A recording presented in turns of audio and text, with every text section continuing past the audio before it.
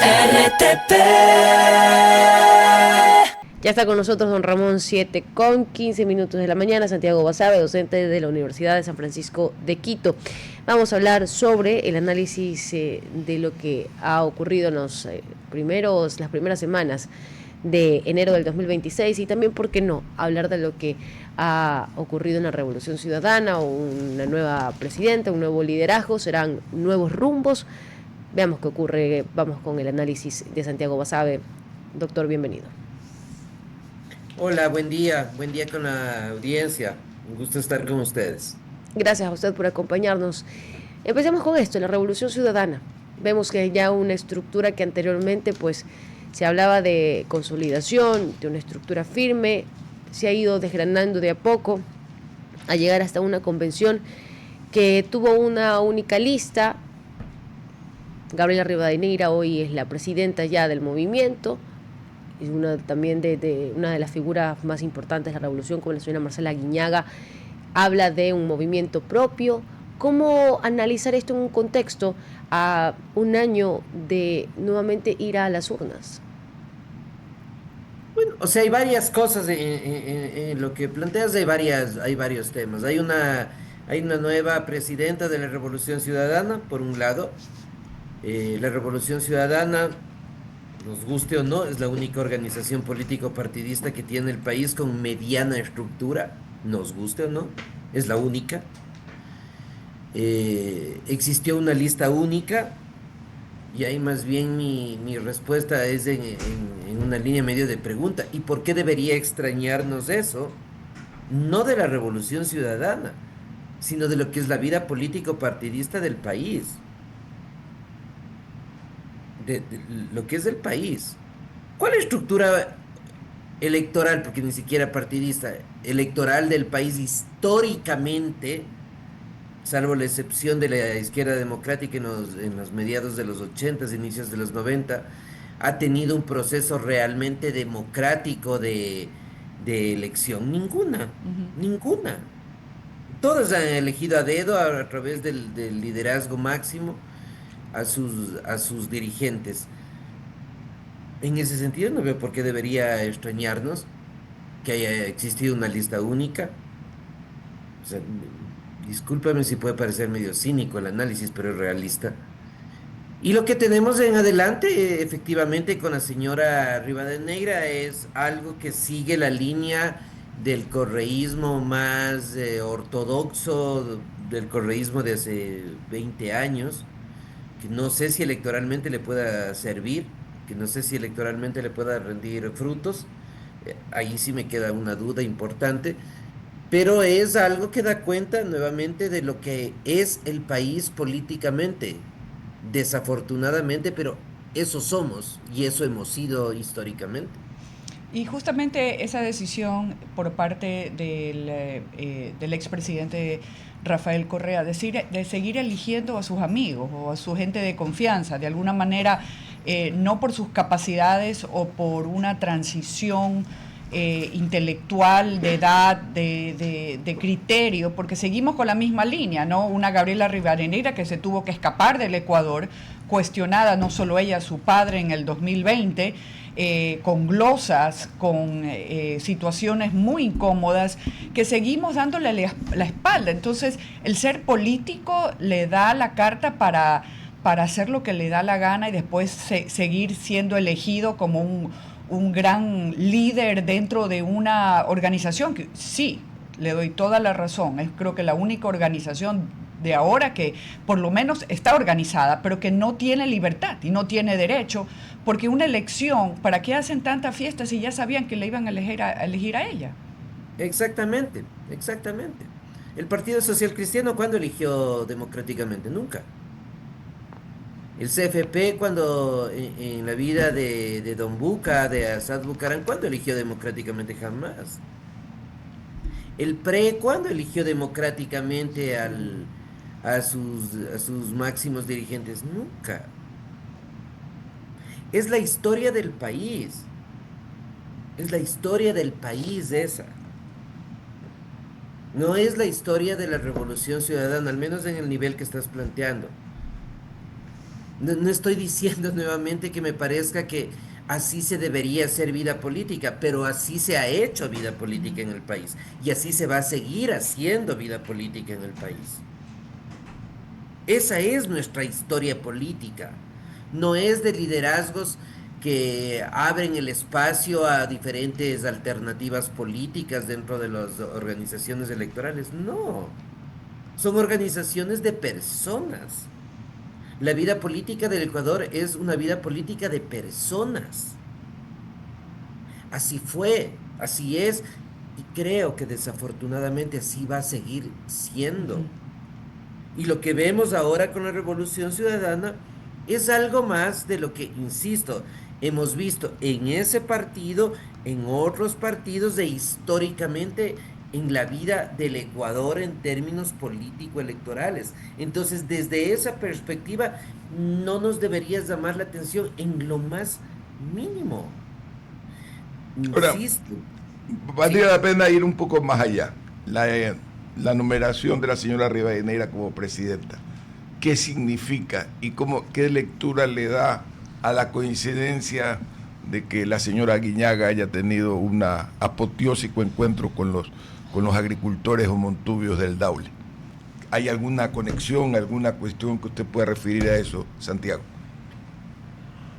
Buen día. A ver, nadie de los que se ha ido de la Revolución Ciudadana ha podido ganar un proceso electoral solo, por fuera de la Revolución Ciudadana. Ninguno. Ningún actor político. Veamos si la señora Aguiñaga puede hacerlo. Habrá que esperar casi un año al nuevo proceso electoral, un poquito más de un año al nuevo proceso electoral. Pero al día de hoy, lo que los datos y la evidencia empírica nos demuestra, la realidad es que nadie que salió de la Revolución Ciudadana pudo ganar sin la Revolución Ciudadana. Ninguno. Ninguno. Electoralmente ninguno ha tenido éxito. Quizás la señora Aguiñaga pueda tenerlo. Puede ser. Vamos a ver, insisto nuevamente. Vamos a ver.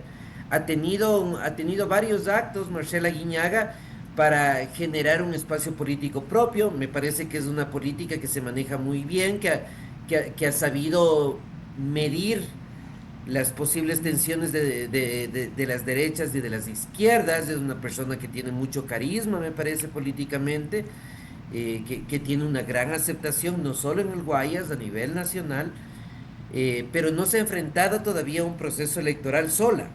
Uh-huh. Vamos a ver, no se puede decir más allá de eso, pero insisto, creo que es una gran política, pero electoralmente su primera gran elección fuera de la Revolución Ciudadana está ahora por verse, en un año.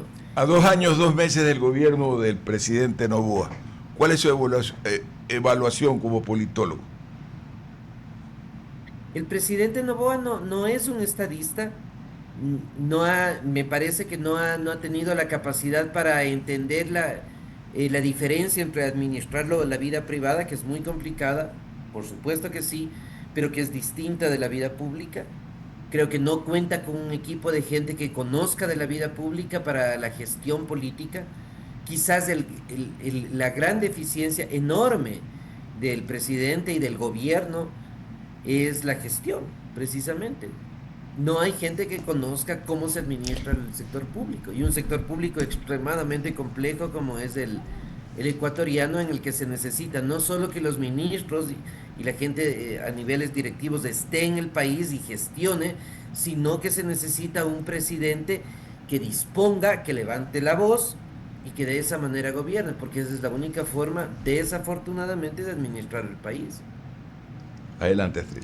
Estimado Santiago, nosotros hemos hablado aquí del Consejo Nacional Electoral, del Código de la Democracia, innumerables veces, de la necesidad de renovación de este CNE, al cual se le pasa y le sigue pasando pues un montón de cosas por falta de una correcta vigilancia que tiene dentro de los procesos. Usted mencionó la democracia interna históricamente de todos los movimientos y partidos políticos del país, que no existe, pese a que existe, hay una normativa, y a pesar también de que dentro de estos procesos, entre comillas, democráticos, existe un representante del CNE no se cumple a cabalidad, o por lo menos no con el objetivo al que va. Segundo, el tema del financiamiento y los fondos para campaña sigue siendo un problema, y aquí voy a meter un caso en específico sin irme al morbo, porque muchos solamente ven esa parte, el chisme, y es el tema de la señora Vargas, alcaldesa de Simón Bolívar. Más allá del video, la relación de que si estuvo o no estuvo y que él enviaba al señor Norero, le pidió dinero para realizar un concierto en plena campaña electoral. Nuevamente, ¿dónde estuvo el Consejo Nacional Electoral? ¿Dónde estuvieron los miembros del CNE? Y no ha de ser el único caso. Hemos pedido cuentas innumerables veces. Mira, yo lo que quiero llegar es a este punto. Los problemas del país son estructurales. No es la revolución ciudadana, son estructurales. Saca ese partido, pon cualquier otro, son estructurales. Yo les voy a la audiencia, voy solamente a refrescarnos un poco la memoria, porque la gente más joven, seguramente eso que voy a decir no conoce. En el año 85, me parece, 86, don Ramón seguro tiene el año más preciso, hubo un presidente de lo que se llamaba el Tribunal Supremo Electoral que dijo: los secretos del proceso electoral me los voy a llevar a la tumba. Eustorgio Mendoza se llamaba, época del presidente Febres Cordero. Todavía está vivo. Vive todavía. Sí, claro. Cuando él dijo eso en una declaración pública, dejaba entrever lo que era el Tribunal Supremo Electoral, que es una caja negra, donde ves las cosas por fuera, pero nada de lo que ocurre por dentro. Y esto pasó hace 30 años, 40 años. Y sigue siendo exactamente igual. Y no va a cambiar, porque el problema político del país es estructural, es de fondo, no es de nombres. Ahora hay muchas críticas a la presidenta Tamaín que son exactamente iguales o muy similares, para ser más preciso, con las críticas que hubo con el presidente Simón en el Tribunal Supremo, en el Consejo Nacional Electoral en la época del expresidente Correa, y que históricamente han existido, porque los problemas de fondo del país no han cambiado y no hay ningún interés en cambiar. Y por otro lado, decías el tema del financiamiento del crimen organizado. El crimen organizado le financia a cualquier organización política que pueda tener espacio electoral a nivel provincial. El crimen organizado no le financia a la Revolución Ciudadana porque son ideológicamente cercanos a Correa. No, le financia a la Revolución Ciudadana, le financia a ADN o le financia a cualquier político que puede tener un espacio, una posibilidad real de ganar en un cantón, la alcaldía, a cualquiera. Esos son un grupo criminal, no les interesa la ideología. Y lo que se menciona de esta lideresa en un cantón específico es lo que pasa en buena parte de los cantones del país cuando hay un proceso electoral para alcaldías. Continúe. No está bien éticamente, no está bien, pero así es la política electoral del país. Sobre todo la política en elecciones seccionales. Y justamente hablando de esa política en términos del presidente Daniel Noboa, que sí a veces es preocupante, ¿no?, su ausencia en todo sentido, ¿no? Personal, yo creo que le graban como 10 capítulos porque no pueden hacerlo todos los días porque no está ausente, está siempre ausente. ¿Usted qué piensa de eso? Bueno, comparándolo obviamente con Rafael Correa, que todos los sábados tenía las sabatinas por 2 horas, esa comparación entre un presidente que realmente falta comunicación y falta presencia, y cómo eso afectaría realmente una reelección eventualmente de Daniel Noboa. Es que mira, yo no sé si el análisis debería ser una posible reelección. Yo creo que el análisis es más bien anterior. Ojalá pueda terminar su periodo. Ojalá pueda terminar su periodo. Porque un presidente que no está en el país, y sacando nombres nuevamente, un presidente que no está en un país tan difícil de gobernar, un país donde la salud se cae a pedazos en el día a día. El Ecuador tiene más de 2 meses que no tiene un ministro de salud. esta cosa tan simple no se da ni en los países, y con el respeto lo digo, ni en países del África, de una parte del África, porque hay otra parte del África, la que fue herencia o fue colonia Ujú. británica, que está mucho mejor que América Latina, pero en los otros países no se da ni siquiera en el África, no se da en Centroamérica, con respeto a los centroamericanos. Tener un país donde tienes más de 2 meses sin un ministro de salud es una cosa vergonzosa. Entonces, yo ni siquiera creo que ahora mismo deberíamos discutir sobre la posibilidad de la reelección, sino sobre si el presidente Nova realmente tiene un interés genuino en terminar su periodo. La última pregunta, Astrid. Dentro de lo que quisiera seguir con el sentido que señalaba Larisa, y usted también en la respuesta, el tema de tener ya no solamente superministros, porque hay ministros que se han ocupado de 2 carteras al mismo tiempo y estando en crisis, de secretarios que tienen 9 secretarías a cargo, y ahora una vicepresidenta que tiene un ministerio y se va a encargar del país, o se encargó del país hace unos días en las vacaciones del primer mandatario, porque en el viaje a Davos va a seguir siendo como presidente, no va a encargar ahí la presidencia, pero en este sentido, ¿qué estamos nosotros fortaleciendo o debilitando dentro del sistema político? Sí me gustaría irme por ese lado, las consecuencias de no tener un gabinete más allá de la mesa chica o figuras que puedan ayudarme dentro de mis ministerios, más allá de la mesa chica que tiene un mandatario y que llega justamente luego de un periodo extraordinario donde se debió haber buscado las figuras adecuadas para poder gobernar los próximos 4 años. Mira, cuando no tienes una organización política, nuevamente mira que estoy sacando nombres. Si yo no tengo una organización política para gobernar, ¿con quién tengo de quién tengo que echar mano?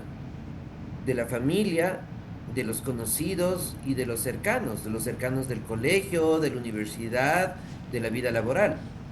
Eso es lo que pasa históricamente en el país. No pienso solo en Noboa. Noboa es un reflejo de esto. Entonces, como él no tiene una organización política, ¿de quién tiene que echar mano para gobernarlo? De la gente de la empresa, de los conocidos y de la familia. O sea, es una consecuencia natural de un problema, insisto en lo del inicio, estructural del país. Mientras de este país no tenga algo que se parezca a organizaciones político-electorales, que se parezca al menos, no pidamos demasiado, porque no lo vamos a tener. Pero mientras no tengamos algo parecido de eso, los que lleguen a gobernar van a echar mano de los amigos y de la familia. Y lo que hace el señor Noboa es eso. Por eso buena parte del gabinete ministerial no es de gente que conoce del sector público.